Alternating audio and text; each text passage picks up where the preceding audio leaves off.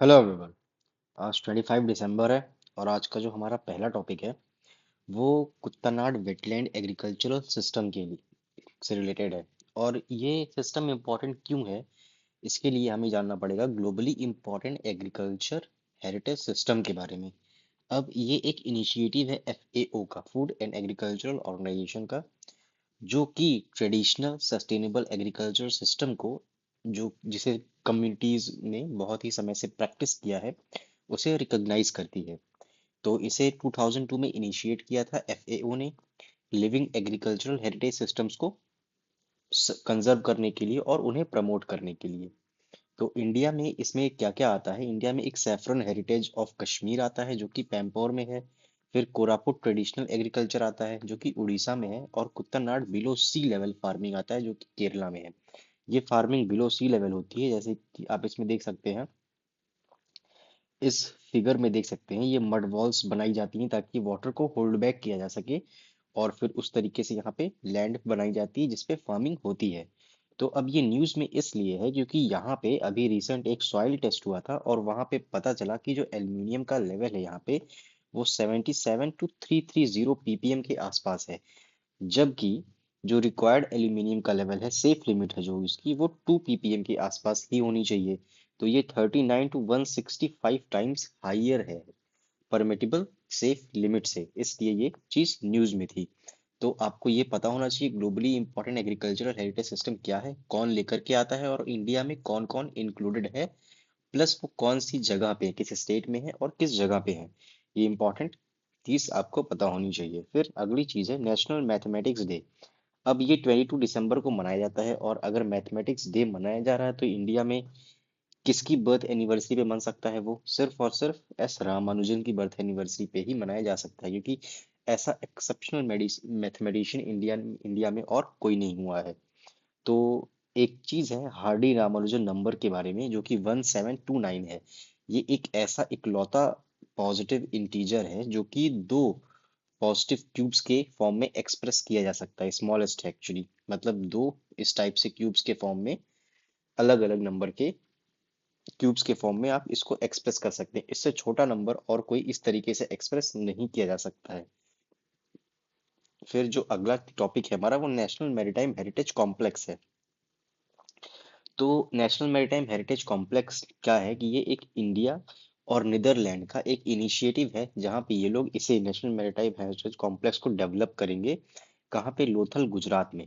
ये cultural tourism project होगा, और इससे इंडिया की 4500 4500 ईयर्स ओल्ड मैरीटाइम लीगेसी को वर्ल्ड क्लास म्यूजियम के हिसाब से, रिसर्च फैसिलिटीज के लिए और एजुकेशनल ओवररीच के हिसाब से डेवलप किया जाएगा।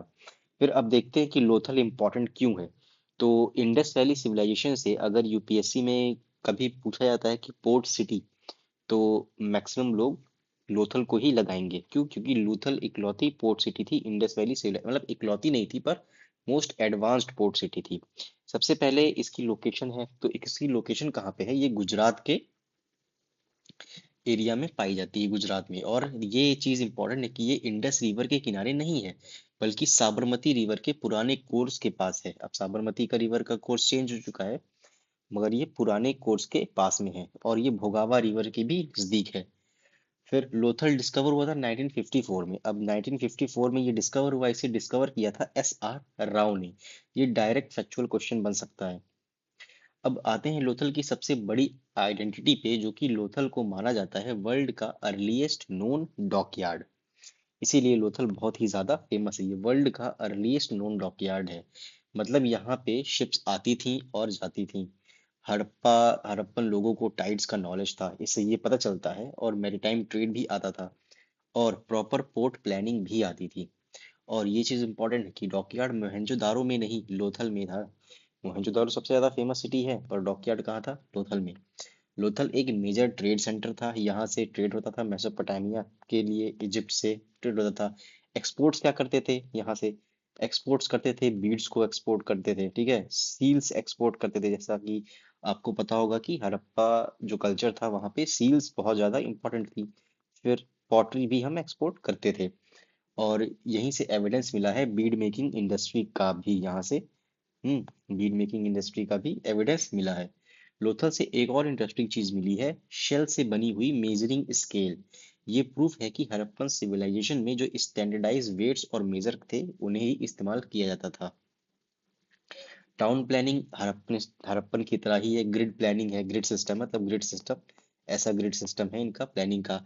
ड्रेनेज सिस्टम बहुत ही अच्छा है, सिटाडेल और लोअर टाउन का सेपरेशन हुआ है। और एक चीज है कि एक ये लोथा से फायर एल्टर्स के एविडेंस मिले हैं, इससे रिचुअल या रिलीजियस प्रैक्टिसेस के हिंट मिलते हैं। ये ध्यान रखिएगा, फायर एल्टर्स, ठीक है। फिर अब ये चीज तो हो गई, बाकी वो सारे फैक्ट्स मैंने यहाँ पे लिख दिए हैं, आप रिवीजन करते टाइम पे इसे देख लीजिएगा। फिर जो हमारा नेक्स्ट टॉपिक है वो है गोपीनाथ बोरदोलोई। अब गोपीनाथ बोरदोलोई कौन है? तो वैसे तो ये आसाम के पहले चीफ मिनिस्टर थे, पर एक और चीज बहुत ज्यादा इंपॉर्टेंट है कि जब कैबिनेट मिशन प्लान में आसाम को ग्रुप सी में ईस्ट पाकिस्तान के साथ जोड़ दिया गया था, तो इन्होंने प्रोटेस्ट किया था उसके अगेंस्ट में, क्योंकि इस तरीके से जो आसाम का हिंदू मेजोरिटी वाला एरिया था वो पाकिस्तान के साथ चला जाता और फिर वहां पे प्रॉब्लम्स आती, क्योंकि इन्हें तो पाकिस्तान के साथ नहीं जुड़ना था। तो हम फिर देखते हैं कि कैबिनेट मिशन प्लान क्या है सबसे पहले। तो इंडिया की फ्रीडम स्ट्रगल से जो सबसे इम्पोर्टेंट चीज आती है वो है कैबिनेट मिशन प्लान। तो 1946 तक ब्रिटिशर्स को क्लियर हो चुका था कि इंडिया को पावर ट्रांसफर करना ही पड़ेगा, पर प्रॉब्लम ये थी कांग्रेस और मुस्लिम लीग के बीच में एग्रीमेंट कोई हो नहीं पा रहा था, स्पेशली पाकिस्तान के इशू पर। इसी कंफ्यूजन को सॉल्व करने के लिए आया था cabinet mission plan. Cabinet mission plan में तीन ब्रिटिशर्स थे, एक पैथिक लॉरेंस थे, स्टैफर्ड क्रिप्स थे और एबी अलेक्जेंडर थे। ये बहुत ही ज्यादा इंपॉर्टेंट पॉइंट है ये। अब कैबिनेट मिशन प्लान का सबसे बड़ा एम क्या था? इंडिया को यूनाइटेड रखना और पाकिस्तान की डिमांड को अवॉइड करना। फिर इस प्लान का गोल ये नहीं था कि इंडिया को पार्टीशन किया जाएगा, ठीक है, इस प्लान का गोल था इंडिया को यूनाइट करने का। प्लान के अकॉर्डिंग इंडिया में यूनियन एक यूनियन ऑफ इंडिया बनेगा। यूनियन के पास तीन सब्जेक्ट होंगे, डिफेंस, फॉरेन अफेयर और कम्युनिकेशन। बाकी सारे जो पावर्स होंगी वो कहाँ पे जाएंगी? प्रोविंसेस के पास जाएंगी। मतलब एक यूनियन बनाएंगे और उसको तीन पावर देंगे। किस चीज की देंगे? डिफेंस की देंगे, फॉरेन अफेयर्स की देंगे और कम्युनिकेशंस की देंगे। इनके अलावा जो पावर्स हैं वो किसके पास जाएंगी? प्रोविंसेस के पास जाएंगी, ठीक है। अब आता है सबसे इंपॉर्टेंट और ट्रिकी पार्ट, क्या है? ग्रुपिंग कैसे होगी प्रोविंसेस की? तो इस तरीके से तीन ग्रुप बनाए गए थे, ग्रुप ए, ग्रुप बी और ग्रुप सी। तीन ग्रुप्स में बना दिए थे। ग्रुप्स ए में हिंदू मेजोरिटी वाले एरियाज होंगे, ग्रुप बी में मुस्लिम मेजोरिटी वाले एरियाज होंगे, कहाँ पे? नॉर्थ वेस्ट साइड में। और ग्रुप सी में मुस्लिम मेजोरिटी वाले एरियाज कहाँ पे होंगे? ईस्ट में। इसी में आसाम को ऐड कर दिया गया था, जिसके लिए प्रोटेस्ट किया था गोपीनाथ बोरदोलोई ने। प्लान ने बोला था कि कंस्टिट्यूएंट असेंबली बनेगी, मेंबर्स इनडायरेक्टली इलेक्टेड होंगे और असेंबली कॉन्स्टिट्यूशन ड्राफ्ट करेगी। अब ये था कि ये प्लान फेल हो गया। तो फेल क्यों हो गया? क्योंकि कांग्रेस को ग्रुपिंग ऑप्शनल मान रही थी। जो इंडियन नेशनल कांग्रेस थी उस टाइम पे, वो इस ग्रुपिंग को ऑप्शनल मान रही थी। ये ग्रुपिंग ऑप्शनल होगी, पर ग्रुपिंग मतलब एबीसी वाली जो ग्रुपिंग है वो ऑप्शनल होगी, पर जो मुस्लिम लीग थी वो इन ग्रुपिंग्स को परमानेंट करना चाहती थी। इस चीज पे हो गया पॉलिटिकल डेडलॉक और फाइनली पार्टीशन हुआ इंडिया का 1947 में। और इसी वजह से ये प्लान क्या हो गया? फेल हो गया। पार्टीशन इसको कराना नहीं था लेकिन पार्टीशन हो गया। तो इन सारी चीजों को देख करके गोपीनाथ बोरदोलोई ने प्रोटेस्ट किया था कि आसाम जो है उसको ग्रुप सी में बंगाल के साथ ना रखा जाए। तो फिर अब जो हमारा नेक्स्ट टॉपिक है वो SIRT-6 है। SIRT-6 का फुल फॉर्म है सिरटुइन 6। ये एक लॉन्जेविटी लिंक्ड एंजाइम है, मतलब एजिंग प्रोसेस को रेगुलेट करने में रोल प्ले करता है।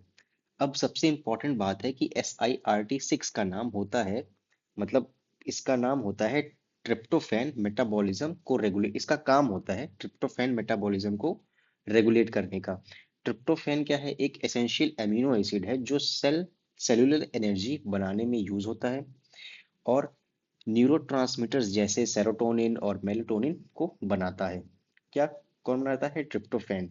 और ट्रिप्टोफैन को क्या करता है? SIRT-6 क्या करता है? इसको, इसके मेटाबॉलिज्म को रेगुलेट करता है। SIRT इसके मेटाबॉलिज्म को रेगुलेट करता है और ये सेरोटोनिन और मेलाटोनिन को बनाता है। जब SIRT6 प्रॉपरली काम करता है तो ट्रिप्टोफैन सही से पाथवेज में जाता है, एनर्जी भी बनती है और सेरोटोनिन और मेलाटोनिन भी प्रॉपर अमाउंट में प्रोड्यूस होते हैं। मतलब ब्रेन का काम स्टेबल रहता है, ब्रेन स्टेबिलिटी से फंक्शन करता है। लेकिन जैसे जैसे एज बढ़ती जाती है SIRT6 की एक्टिविटी डिक्लाइन होने लगती है। तो इसकी SIRT6 की एक्टिविटी डिक्लाइन हो रही है तो ट्रिप्टोफैन मेटाबॉलिज्म डिस्टर्ब हो जाता है, जिससे टॉक्सिक बाई प्रोडक्ट जनरेट होते हैं जो कि नर्व सेल्स के लिए हार्मफुल होते हैं, और इस वजह से ब्रेन एजिंग होती है और न्यूरो डीजनरेशन का रिस्क बढ़ जाता है। रिसेंट रिसर्च ने ये शो किया है कि SIRT6 ब्रेन एजिंग और न्यूरो डीजनरेटिव डिसऑर्डर्स को रेगुलेट करने में बहुत ही ज्यादा क्रिटिकल रोल प्ले करता है। तो अब एक बार फास्ट सी तरीके से रिवाइज करते हैं कि SIRT6 का काम क्या है। लॉन्जिविटी लिंक्ड एंजाइम का काम है। इसका रोल क्या है? ट्रिप्टोफैन मेटाबॉलिज्म को रेगुलेट करना। न्यूरोट्रांसमीटर्स क्या होते हैं? सेरोटोनिन और मेलाटोनिन। सेरोटोनिन मूड रेगुलेट करता है, मेलाटोनिन स्लीप साइकिल को रेगुलेट करता है। और इसके डिक्लाइन से, अगर इसका प्रोडक्शन डिक्लाइन हो रहा है तो टॉक्सिक बाई प्रोडक्ट्स बनते हैं और न्यूरो डीजनरेशन होता है। तो ये थी आज की टॉपिक जिसमें हमने 5 टॉपिक्स अराउंड कवर किए हैं। तो आज की वीडियो में इतना ही है। Thank you.